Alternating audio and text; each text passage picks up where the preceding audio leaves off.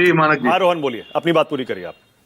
मानक जी, मैं यही कह रहा था कि इन्होंने तेजस्वी यादव का चेहरा डिक्लेयर करके हमारा काम और आसान कर, क्योंकि यही चाह था, यही परिवार है कि जिससे छूटने के लिए बिहार की जनता ने इतने साल वेट किया, और यही परिवार के कारण नीतीश जी और एनडीए की सरकार को इतने दिन मौका दिया, क्योंकि परफॉर्मेंस भी था। और जंगल राज की जब आज भी याद करता है बिहार के जो यंग लड़के हैं, जो बुजुर्ग हैं, वो जाना नहीं चाहेंगे। तो मुझे लगता है कि ये चेहरा करके डिक्लेयर करके इन्होंने सेल्फ गोल कर दिया, और आने वाले दिनों में आपको ये दिखेगा।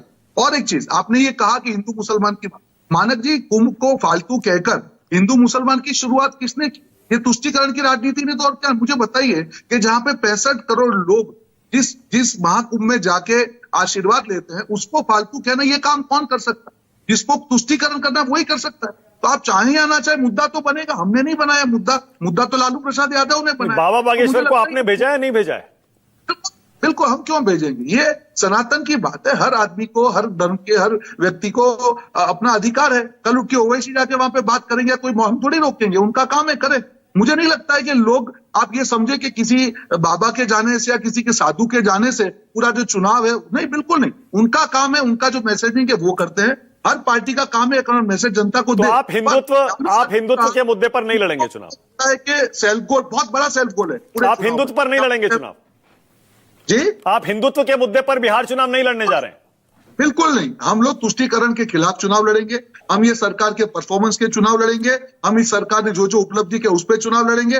2.47 लाख करोड़ का अर्थतंत्र आज बढ़ के 8.5 लाख करोड़, 3.5 गुना इंक्रीज हुआ है। ये काफी उपलब्धियां हैं। आपने जो शुरू में मुद्दे गिनाए, रोहन, आपने जो शुरू में मुद्दे गिनाए, आपने उसमें कहा एक मुद्दा परिवारवाद भी है। तेजस्वी यादव को चेहरा बनाकर आरजेडी ने, महागठबंधन ने सेल्फ गोल कर लिया क्योंकि परिवारवाद सामने आ गया।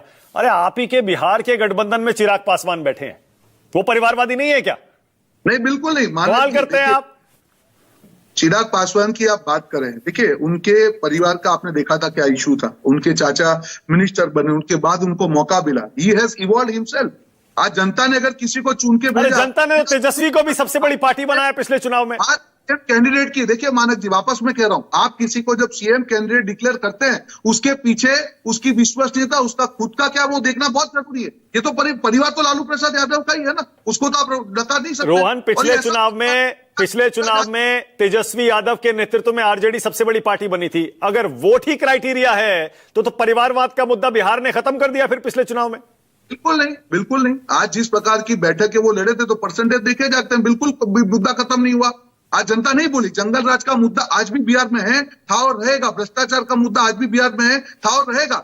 ये जनता और कंपैरिजन होता है ना। मैं ये नहीं कहता हूं मानक जी, कोई भी सरकार या कोई भी व्यक्ति परफेक्ट है, पर जब आप कंपैरेटिव एनालिसिस करते हैं, कहीं पे भी लालू प्रसाद यादव का बिहार आज के बिहार के साथ में कंपैरिजन में नहीं आ सकता। मतलब चिराग पासवान परिवारवादी नहीं है और तेजस्वी यादव परिवारवादी हैं?